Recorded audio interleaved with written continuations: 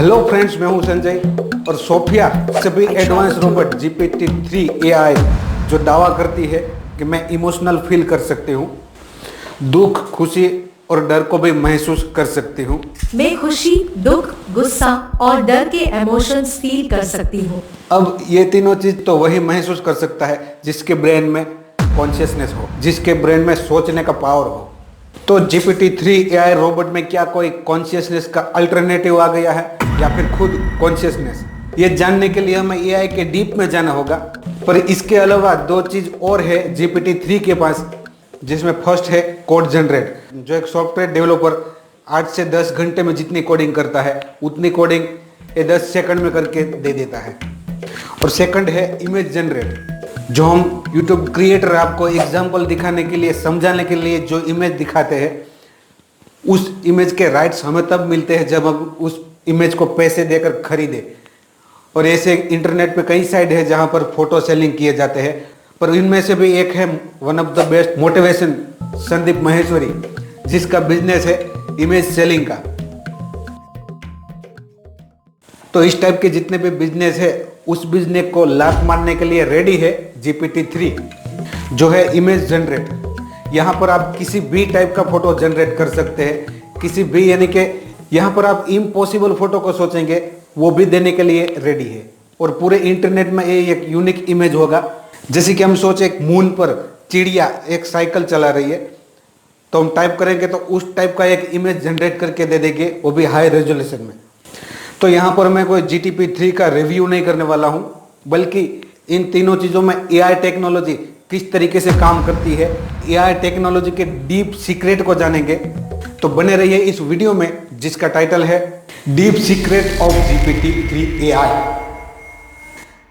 GPT-3 का full form है generative pre trained transformer 3। इसे डेवलप किया है ओपन AI के साइंटिस्ट ने, जिसके फाउंडर है सैम अल्टमैन और एलन मस्क। अब सीधा पॉइंट पे आते हैं, जो है कोड जनरेट, इमेज जनरेट और आपके सवाल का सही आंसर देना। शुरुआत करते हैं फर्स्ट चीज से, जो है कोड जनरेट। तो यहाँ पर टाइप किया हुआ टेक्स्ट की डिस्क्रिप्शन के न्यूरल नेटवर्क से, यानी कि हमें टाइप किए हुए टेक्स्ट के आधार पे लर्निंग की हेल्प से कोड जनरेट कर देता है। इसे थोड़ा आसान भाषा में समझते हैं। जैसे एक सॉफ्टवेयर डेवलपर किसी एप्लीकेशन की प्रोग्रामिंग कर रहा हो, तो उसमें एप्लीकेशन में काफ़ी सारे बटन होते हैं, like button, share button, done button, open button. तो इस तरह का बटन क्रिएट करने के लिए कोडिंग करते हैं, तो एक बटन क्रिएट होता है। इसके बाद होता है कि उस बटन पे क्या दिखाना चाहते हैं। एग्जाम्पल पे वहाँ लगा देते हैं लाइक, कि यहाँ पर हम लाइक दिखाना चाहते हैं, तो लाइक के नीचे अलग एक्स्ट्रा कोडिंग करेंगे, तब वहाँ पर लाइक लिखा हुआ टेक्स्ट शो होगा। उसके बाद होता है कि ये बटन किस कलर में दिखना चाहिए, तो उसका एक अलग कोडिंग करेंगे और उस बटन का कलर शो होगा। तो इस तरीके से हर एक वर्ड का अलग अलग कोडिंग सेट किया हुआ होता है, और इस तरह की कोडिंग बिलियनों में सेट की हुई है इस GPT-3 में, जिसकी मदद से आप टेक्स्ट टाइप करते हो और उसके हिसाब से कोडिंग जनरेट करके एक मिक्स करके आपके सामने शो कर देता है। अब इसे कॉपी करके सॉफ्टवेयर डेवलपर अपने प्रोजेक्ट में पेस्ट करके फास्ट प्रोजेक्ट को कंप्लीट कर सकता है। तो यहाँ पर समझ में आ गया होगा कि कोडिंग जनरेट किस तरीके से होती है। अब समझते हैं सेकंड स्टेप को, जो है इमेज जनरेट। यहाँ पर जो AI टेक्नोलॉजी काम करता है, उसका तो लेवल कुछ और ही है। यहाँ पर एक ह्यूमन ब्रेन सोचने में पीछे रह जाएगा, उससे ज़्यादा ये इमेज जनरेट कर देने के लिए रेडी है। जैसे कि आप इम्पॉसिबल इमेज को सोचो। अगर आप सोचेंगे कि एक हाथी को हम एक बस के ऊपर रखना चाहते हैं, उस टाइप की अगर टेक्स्ट टाइप करेंगे तो ये उस टाइप की इमेज जनरेट करके आपको दे देगा। तो अब इस AI के सीक्रेट को समझते हैं कि इमेज किस तरीके से जनरेट कर पाता है, जो एक यूनिक इमेज, पूरे इंटरनेट में एक यूनिक इमेज होती है। बेसिकली ये काम करता है, इमेज के रिकमेंड के लिए जो टेक्स्ट टाइप करते हैं, उस टेक्स्ट की मदद से सर्वर से फोटो को लोड करती है। जैसे हमने लिखा है एक बिल्ली चांद पर लैपटॉप चला रही है, तो बिल्ली, चांद और लैपटॉप, तीन इमेज को अपनी साइट पे लोड कर लेगा। उसके बाद होता है इसका दूसरा स्टेप, जो काम करता है तीनों इमेज के बैकग्राउंड को रिमूव करने का। फिर तीनों इमेज को एक साथ जोड़ के कंप्रेस करके आपको दे देता है हाई रेजोल्यूशन में। तो इस तरीके से ये इमेज को जनरेट करता है। अब समझते हैं थर्ड स्टेप को, जो है आपके किसी भी सवाल का रिप्लाई दे देती है एक रोबोट।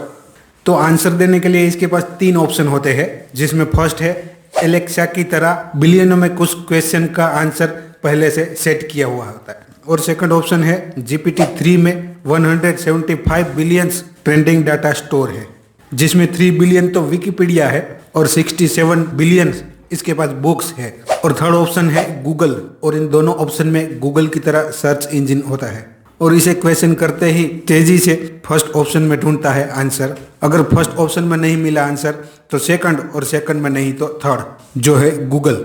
और गूगल में तो किसी भी क्वेश्चन का आंसर मिलना पॉसिबल है। अब मेरे इंटेलिजेंट व्यूअर के दिमाग में सवाल आ रहा होगा कि रोबोट अगर गूगल से आंसर देता है तो गूगल में तो 3 टाइप के कंटेंट होते हैं, फेक और रियल मिक्स और 100% रियल इंफॉर्मेशन। तो एआई रोबोट को कैसे पता चलेगा कि इसमें कौन सा रियल है और कौन सा फेक है? तो इस क्वेश्चन का आंसर रोबोट के दिए हुए आंसर के शुरुआत में छुपा है, काफी लोग मानते हैं, जिसे एक छोटा सा डिस्क्लेमर भी बोल सकते हैं। तो पहले इसे समझ लेते हैं। जैसे कि फर्स्ट और सेकंड में आंसर नहीं मिला तो ये ऑटोमेटिकली थर्ड ऑप्शन पर चला जाएगा, जो है गूगल।